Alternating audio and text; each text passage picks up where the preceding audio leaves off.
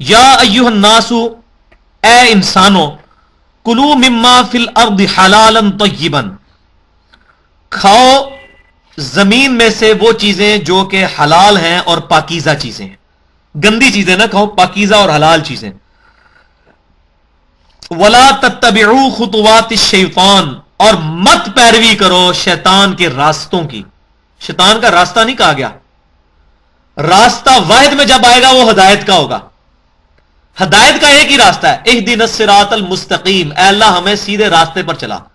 ہدایت کے چار راستے نہیں ہو سکتے بھائی. یہ کہنا چاروں ہی حق پہ ہیں، یہ چاروں ادھر ہی جا رہے ہیں، حنفی، شافعی، مالکی اور حنبلی اور پانچواں جعفری. ان بزرگوں کو تو ہم مانتے ہیں، انہوں نے یہ فرقے نہیں بنائے، یہ بعد میں امت میں بنائے ہیں.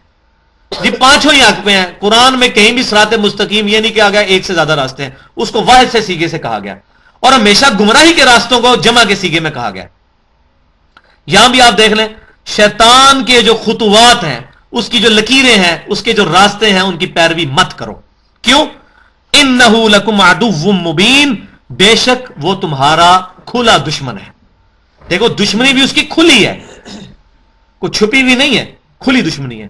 لیکن اس میں اللہ نے ہمیں ایک فیور دی ہے کہ شیطان کا کوئی فزیکل ٹینجیبل ہمارے پہ اثر نہیں ہے، کہ کوئی بندہ یہاں سے چلتا ہے کہ جی میں جو ہوں وہ نماز پڑھنے کے لیے مسجد میں جاؤں تو راستے میں شیطان کھڑا ہو جائے اور کہ میں تمہیں مسیت ہی نہیں وڑن دینا. کبھی نہیں ایسا ہوگا، کبھی نہیں ایسا ہوگا. فزیکلی اس کا کوئی اثر نہیں ہوگا. ہاں انٹلیکچوئل ہوگا، دماغی طور پہ وہ کہے گا. تو دماغی طور پہ تو ہمیں مؤذن کی بھی آواز آ رہی ہے، حی علی الصلاح حی علی الفلاح، آ رہی ہے نا. اور کبھی ایسا نہیں ہوگا کہ اذان شروع ہو اور آپ کے پاؤں خود بخود مسجد کی طرف چلنا شروع ہو جائیں، آپ روکنا بھی چاہیں تو نہ روکیں. ایسا بھی نہیں کبھی ہوگا. انا ہدیناہ السبیل اما شاکرا و اما کفورا، ہم نے ہدایت کا راستہ، گمراہی کا راستہ واضح کر دیا، چاہو تو اس کو مانو چاہو تو اس کو مانو، تمہاری اپنی مرضی ہے. اللہ تعالیٰ فزیکلی کسی کو مجبور نہیں کرے گا، لیکن بتا ضرور دیا کہ شیطان کے جو راستے ہیں ان سے بچو. اور وہ آگے آ رہا ہے، وہ کون سا راستہ ہے؟ انما یأمرکم بالسوء والفحشاء، وہ تو تمہیں اس بات کا حکم دیتا ہے کہ تم کرو برائی، جو الٹا راستہ ہے نا وہ تم اختیار کرو. والفحشاء، اور اس برائی میں بھی سب سے ٹاپ آف دا لسٹ چیز وہ ہے بے حیائی. یہ آیت شاید صحابہ کرام علیہ رضوان پر اس طرح نہ کھل سکی ہو، ان پر یہ آزمائش نہیں آئی جو آج اس امت میں اس زمانے کے اندر آ چکی ہے. صحابہ کرام کے زمانے میں تو عورتیں بھی پردہ کرتی تھی، گھروں سے باہر نکلتی نہیں تھی، اور کسی مسجد کے دہانے پر کسی چوک کے اندر 20 فٹ بائی 20 فٹ کا ٹیلی نار کا کوئی بےہودہ پوسٹر بھی نہیں تھا لگا ہوتا. لہذا صحابہ کرام کی ازمائشیں اور چیزوں میں تو بہت ہوئی، اس معاملے میں ان کی ازمائش نہیں ہوئی اس طرح کی جس طرح ہماری ہے. ایک ازمائش میں وہ ہم سے بہت آگے ہیں کہ ان کو جان کی اور مال کی قربانی دینی پڑی. لیکن جہاں تک آنکھوں کی حفاظت کا اور بے حیائی سے بچنے کا معاملہ ہے، ان کے لیے مواقع ہی کوئی نہیں تھے جو آج ہمارے لیے موجود ہیں، انٹرنیٹ کی شکل میں، موبائل کے فتنے کی شکل میں. اور کوئی چوک اور کوئی چوراہا اور کوئی دکان ایسی نہیں جہاں پر بےہودہ لڑکیوں کی تصویریں نہ لگی ہوں. ان فتنوں سے صحابہ کو تو نہیں گزرنا پڑا نا. اس لیے میں کہہ رہا ہوں یہ آج یہ چیز بالکل کھل کے سامنے آئی ہے کہ شیطان حکم دیتا ہے ہر برائی کا، جو برا کام ہے. اور میں نے یہ پہلے بھی یہاں پر عرض کیا تھا، جب کوئی شخص برائی کے راستے پہ چلتا ہے نا تو تمام راستے اس کے لیے پھر کھلتے چلے جاتے ہیں. مثال کے طور پہ کوئی شخص جو ہے وہ شراب پینا شروع کرتا ہے نا، اس کو یہ بھی پتا چل جاتا ہے کہ یہ ہیروئن کی اور چرس کی پوڑیاں کہاں سے ملتی ہیں. پھر اس کو ساتھ یہ بھی تعارف ہو جاتا ہے کہ اچھا یہ زنا کا اڈا کہاں پر ہے. اس کو تعارف در تعارف ہوتا چلا جاتا ہے برائی کے راستے سے. جو شخص نیکی کے راستے پہ چلنا شروع ہوتا ہے اس کے لیے پھر آسانی ہو جاتی ہے کہ وہ بندہ قرآن پڑھنا شروع کرتا ہے، نماز پڑھنا شروع کرتا ہے، اس کے لیے آسانی ہوتی ہے. اچھا پھر وہ کہتا ہے یار قرآن میں نے سیکھنا ہے، پھر اس کو پتا چلتا ہے فلاں جگہ پہ درس قرآن ہوتا ہے، وہ وہاں بھی پہنچ جاتا ہے، پھر فلاں جگہ پہ وہ وہاں بھی پہنچ جاتا ہے، اس کے لیے نیکی کا راستہ آسان ہوتا چلا جاتا ہے. تو ہر برائی پھر بندہ اڈاپٹ کرتا چلا جاتا ہے. اور اس میں سب سے بڑی چیز والفحشاء اور فحاشی اس دور کے اندر بہت بڑا فتنہ ہے. اور آنکھ کی حفاظت ہوگی. صحیح بخاری کے اندر حدیث موجود ہے کہ آنکھیں بھی زنا کرتی ہیں، دل بھی زنا کرتا ہے، ہاتھ بھی زنا کرتے ہیں، پاؤں بھی زنا کرتے ہیں، اور شرمگاہ اس کی تصدیق کرتی ہے. زنا صرف اس فزیکل پوزیشن تک، وہ تو اس کا کلائمیکس ہے. اس کی ابتدا کیا ہے؟ آنکھ کی خرابی. تو آنکھوں کی حفاظت کا قرآن پاک میں سورۃ النور کے اندر بھی ڈیٹیل سے جا کے آئے گا کہ اے نبی صلی اللہ علیہ وسلم مومن مردوں کو کہو کہ اپنی نگاہیں نیچی رکھیں اور مومن عورتوں کو بھی کہو کہ اپنی نگاہیں نیچی رکھیں. یہ وجہ ہے کہ آج لوگوں کو یہ باتیں سمجھ آ رہی ہیں. غیر مسلم جو مسلمان ہو رہے ہیں ان میں سے 60% عورتیں ہیں جو اسلام قبول کر رہی ہیں, 40% مرد ہیں, کیونکہ عورتوں کو یہ بات سمجھ آ گئی ہے کہ جو اسلام حق دیتا ہے عورت کا, یہ عورت کی بہتری ہے کہ اس کو پردے کے اندر رکھا جائے. اور اس کی بڑی سمپل سی مثال ہے کہ اگر دو عورتیں اکٹھی چل رہی ہیں, ایک نے بےہودہ لباس پہنا ہوا ہے اور ایک نے پورا حجاب کیا ہوا ہے, اپنا چہرہ بھی ڈھانپا ہوا ہے اور برقعے میں ہے, کوئی لفنگا اگر وہاں پہ کھڑا ہے وہ کس عورت کو چھیڑے گا؟ جو بےہودہ لباس میں ہے, کیونکہ اس کے لیے موقع موجود ہے کہ یہ تو خود اس نیت سے نکلی ہے, اور نکلتے بھی ہیں عورتیں اس نیت سے گھروں سے. تو یہ بے حیائی اور اس کا سب سے بڑا فتنہ جو ہے وہ عورتیں. تو عورتوں کو تعلیم بھی حاصل کرنی ہے تو ان کو علیحدہ سے, میں عورتوں کی تعلیم کے خلاف نہیں ہوں, لیکن اپنی کیٹاگری کے اندر جو لوگ عورتوں اور مردوں کو برابر سمجھتے ہیں, اتنی عقل ان کو بھی ہے, کبھی کرکٹ کا میچ عورتوں کا مردوں کے ساتھ نہیں کروائیں گے. کبھی ہوا اس طرح کہ فٹ بال کا میچ ایک طرف جو ہے فٹ بال کے عورتیں, ان کو بھی پتا ہے کہ مرد اور عورت برابر نہیں ہے, مانتے تو ہیں نا. As far as human dignity is concerned, جو انسانیت کی عزت ہے اس میں مرد اور عورت برابر ہے, لیکن اپنی ڈیوٹیز میں برابر نہیں ہے. مرد کی اپنی ڈیوٹیز ہیں, عورت کی اپنی ڈیوٹیز ہیں. تو جو لوگ مرد عورت کے حقوق مساوی کی بات کرتے ہیں وہ بھی ٹیمیں انہوں نے علیحدہ ہی بنائی ہیں, عورتوں کو عورتوں کے ساتھ ہی, باکسنگ کا میچ بھی ہوتا ہے, کشتی ہوتی ہے, عورتیں عورتوں سے ہی لڑتی ہیں, وہ بھی پتا ہے ان کو کہ مرد عورت برابر نہیں ہے. ٹھیک ہے, الرجال قوامون علی النساء, اللہ تعالیٰ نے مردوں کو عورتوں کے اوپر ایک درجہ فضیلت اس اعتبار سے دی ہے کہ وہ اس کو مینج کرتے ہیں. ظاہر ہے کہ جو دنیا کے اندر بھائی جو کھلاتا پلاتا ہے اس کو ایک اعلیٰ درجہ حاصل ہوتا ہے. عورت اپنی گھر کی باؤنڈریز کے اندر ماں کے اعتبار سے اس کا درجہ زیادہ ہے, اور باپ کا جو رسپانسبلٹیز جو ہیں وہ اس کی اپنے اعتبار سے اور رسپانسبلٹیز ہیں.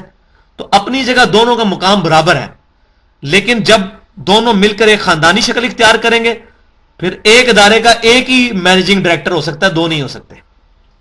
کسی ملک کے 2 وزیر اعظم ہوتے ہیں, 2 صدر ہوتے ہیں, نائب صدر ہو سکتا ہے.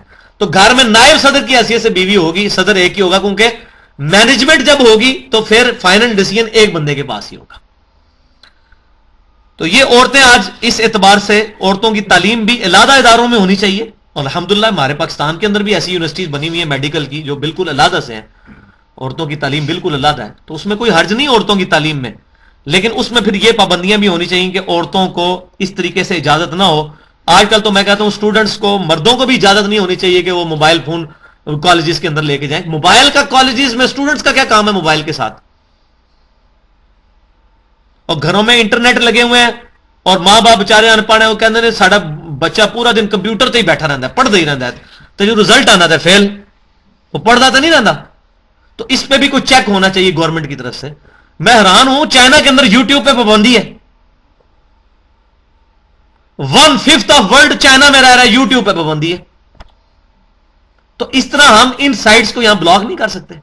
آپ بتائیے پورنوگرافی کی جب سائٹس کے اوپر پاکستان کا پہلا نمبر آیا تو جناب وہ خبریں جناب چل رہی ہیں جی پاکستان کا اسلامی تشخص متاثر ہوا ہے. تو اسلامی تشخص آپ نے خود متاثر کیا نا, وہ کہتے ہیں رپورٹ کیوں چھاپی ہے. دیکھو ذرا, ان کو کہہ رہے ہیں آپ نے رپورٹ کیوں چھاپی ہے, ہمیں کیوں بتایا کہ آپ لوگ ننگے ہیں. دوسرے نمبر پہ انڈیا ہے, اور پاکستان میں بھی فیصلہ آباد پہلے نمبر پہ ہے. اور وہاں یہ آپ چلے گئے فیصلہ آباد میں کاروباری لوگ ہیں, وہ مطلب ریڑھ والے لوگ ہیں جن کو انگریزی کی ABC بھی نہیں آتی, وہ بھی نیٹ پہ بیٹھے ہوتے ہیں. کیا کر رہے ہوتے ہیں وہاں؟ گوگل پہ سرچ کر رہے ہوتے ہیں, وہ ساری وہ سائٹس دیکھ رہے ہوتے ہیں. تو اس کا یوز پازیٹو ہونا چاہیے. میں نہیں کہتا انٹرنیٹ کی کمائی حرام ہے, لیکن اس کا یوز پازیٹو ہو. چھری ہے, اس کے ذریعے آپ سبزی بھی کاٹ سکتے ہیں, گوشت بھی کاٹ سکتے ہیں, حلال کر سکتے ہیں جانور کو, بندہ بھی حلال کر سکتے ہیں. تو بندہ تو نہ حلال کریں, اس کو یوز کریں پازیٹو سینس کے لیے. تو یہ بے حیائی کے اوپر میں نے اس لیے اس اعتبار سے گفتگو کی کہ یہ بنیادی چیز ہے کہ آنکھ کی حفاظت ہوگی تو دل میں روحانیت اور تقوی پرہیزگاری پیدا ہوگی. ادروائز بھائی جی آپ بے شک اپنی توحید صحیح کر لیں, ایک نہ ایک وقت آئے گا شرک کے اندر مبتلا ہوں گے اگر آپ تقوی اختیار نہیں کریں گے. کیوں اللہ تبارک و تعالیٰ تقوی پر زور دیتا ہے؟ یا ایھا الذین آمنوا اتقوا اللہ حق تقاتہ ولا تموتن الا وانتم مسلمون. اللہ سے ڈرو جیسا کہ اس سے ڈرنے کا حق ہے, اور تمہیں موت نہ ہے مگر اس حال میں کہ تم فرما بردار ہو. سینمے میں موت نہ آ جائے, شراب پیتے میں موت نہ آ جائے, فرما برداری کے حال کے اندر موت ہے. تو ہر وقت فرما برداری کے اندر بندہ گزارے. تو ان چیزوں کے اوپر کنٹرول کریں گے تو انشاءاللہ تعالی اپنا ہی فائدہ ہے. ورنہ کوئی شخص اگر اپنی آنکھوں کو اس طرح آزادانہ چھوڑ دے گا, آپ اس کی 1 کیا 4 کیا 1000 شادیاں بھی کروا دیں, اس بندے کو سیکچولی کبھی بھی سکون حاصل نہیں ہو سکتا. یہ دین ہے, یہ اسلام ہے, یہ اللہ کا تقوی ہے جو انسان کو روحانی سکون دیتا ہے. ورنہ اس کا تو کوئی اینڈ نہیں ہے. آج دیکھ لیں وہ بیرا روی کا شکار ہے معاشرہ یورپ کا اور امریکہ کا. ہم کہہ رہے ہیں وہ ترقی کر رہے ہیں, وہ ترقی کن لوگوں کی وجہ سے کر رہے ہیں؟ ہماری وجہ سے کر رہے ہیں وہ ترقی. اب ناسا کے اندر دیکھیں 8 سے 10 سال پہلے 35 ڈائریکٹر جو تھے نا ناسا کے, ان میں سے 12 ڈائریکٹر پاکستان کے تھے, یو ٹی لاہور کے پڑے ہوئے. سارے یہ سب کانٹیننٹ کے لوگ بیٹھے ہوئے ہیں وہاں پہ, چائنیز بیٹھے ہوئے ہیں, پاکستانی, بنگلہ دیش. ساری سافٹ ویئر کی جو مارکیٹ ہے ان لوگوں کی وجہ سے چل رہی ہے. کیوں؟ یہاں خاندانی نظام ٹوٹا نہیں ہے. ان کے اپنے لوگ تو پڑھتے نہیں ہیں. میرے اپنے 2 بھائی 7-8 سال سے انگلینڈ میں سیٹل ہیں, وہاں ان کا اپنا گھر بھی ہے, تو وہ تو بتاتے ہیں کیا صورتحال ہے. یہ جو ہم کہہ رہے ہیں ترقی کر رہے ہیں وہ ہمارے لوگوں کی وجہ سے. یہاں سے لوگ جاتے ہیں, ان کو اپوائنٹ کرتے ہیں, ان کی اپنا تو سسٹم کولیپس کر گیا ہوا ہے سارا ان کے تو اسکولوں میں ہی جو ہے وہ صورتحال خراب ہو جاتی ہے. وہ لوگ تو اوپر تک جا ہی نہیں سکتے ہیں. آپ جا کے دیکھیں ان یونیورسٹیز کے اندر انڈین اور پاکستانی پروفیسر ہیں جو ان کو پڑھا رہے ہیں. اگر ان کے اپنے ہو تو پڑھائیں نا ان کو. تو سارے کا سارا سسٹم کولیپس ہو چکا ہوا ہے ان کا, وہ انہی چیزوں کی وجہ سے, اس بے حیائی کے دور کی وجہ سے. والفحشاء وان تقولوا علی اللہ ما لا تعلمون. اور وہ تمہیں پھر شیطان اس بات کا بھی حکم دیتا ہے کہ تم اللہ کے اوپر وہ بات بولو جس کا تمہیں علم نہیں ہے. علم کے بغیر اللہ تعالیٰ کے بارے میں تم کنسپٹ رکھنا شروع کر دو. اللہ تبارک و تعالیٰ کے بارے میں صفات کا عقیدہ رکھنا شروع کر دو بغیر علم کے. جیسے لوگوں نے بغیر علم کے یہ کہنا شروع کر دیا کہ جی دیکھیں جی ماں بھی تو اپنے بچے کو نہیں آگ میں جلا سکتی, تو اللہ تعالیٰ کس طرح اپنے بندے کو جلائے گا.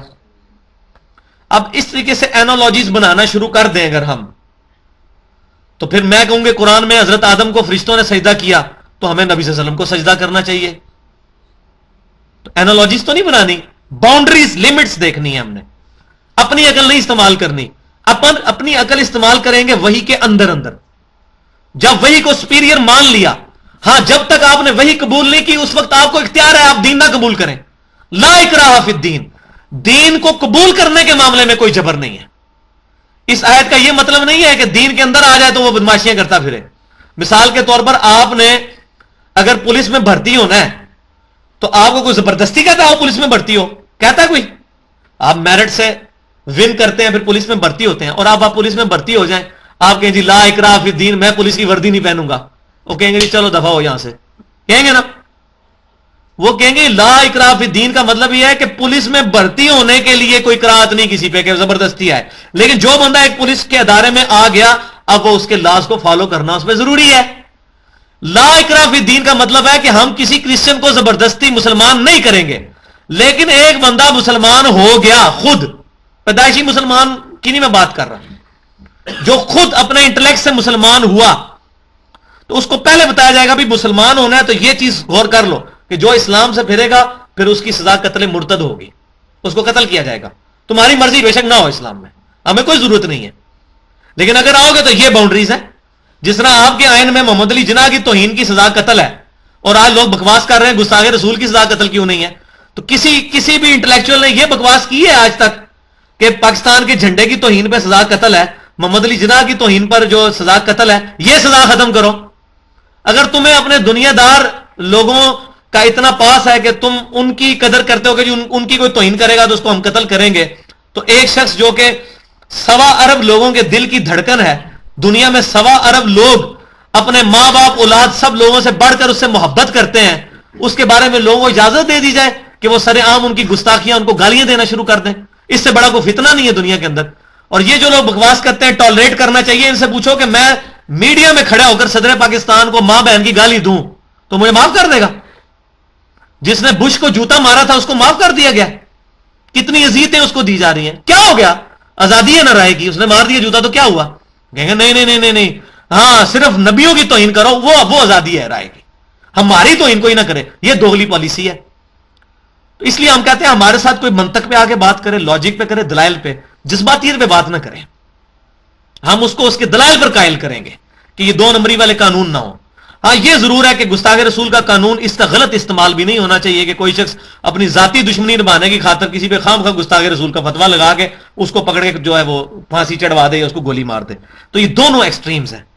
تو اللہ تعالیٰ سے دعا ہے کہ ہم نے جو کچھ یہاں پر پڑھا، جو سنا، اس میں جو حق بات ہے وہ قبول کرنے کی توفیق عطا فرمائے. کوئی غلط بات ہوئی تو ہمارے ذہنوں سے معاف کر دے. محفل سے اٹھنے کی دعا پڑھ لیں. سبحانک اللہم و بحمدک، اشہد ان لا الہ الا انت، استغفرک و اتوب الیک. وما علینا الا البلاغ المبین.